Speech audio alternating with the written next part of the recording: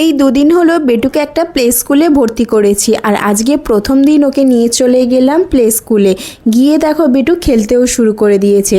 কেন এত তাড়াতাড়ি বেটুকে প্লে স্কুলে ভর্তি করলাম সেটাই তোমাদের সাথে আজকে শেয়ার করব। বেটু তো এখানে এসে বেশ আনন্দ পেয়েছে, এখানে খেলাধুলাও করতে শুরু করে দিয়েছে। দেখো এখানে কত গাড়ি আছে, স্লিপ আছে আর একটা বিশাল বড় বল আছে, সেটা নিয়ে বেটু খেলতে শুরু করে দিয়েছে।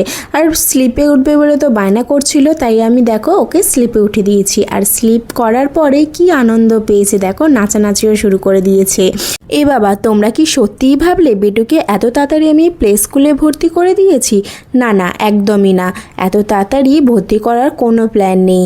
বেটুকে এখন আমি নিয়ে এসেছি ডক্টর চেক আপ করাতে, মানে ওর দেখো চোখে একটু লাল হয়েছে চোখটা, তাই ডক্টর দেখানোর জন্য নিয়ে এসেছি। বেটুকে যার কাছে দেখায় সেখানে একটা ছোটোখাটো প্লেগ্রাউন্ড আছে, তাই সেখানেই এসে বেটু খেলা শুরু করে দিয়েছে।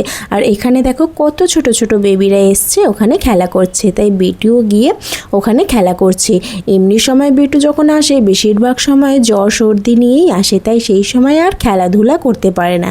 কিন্তু এখন সেরকমভাবে শারীরিক সমস্যা কিছু নেই বলে বেটু বেশ আনন্দ পেয়েছে আর বেশ অনেকক্ষণ ধরে খেলাধুলা করেছে। ও তো বাড়ি যেতে চাইছিল না। দেখো ওর হাসিটা দেখেই নিশ্চয়ই তোমরা বুঝতে পারছো ও কত আনন্দ করে খেলা করছে।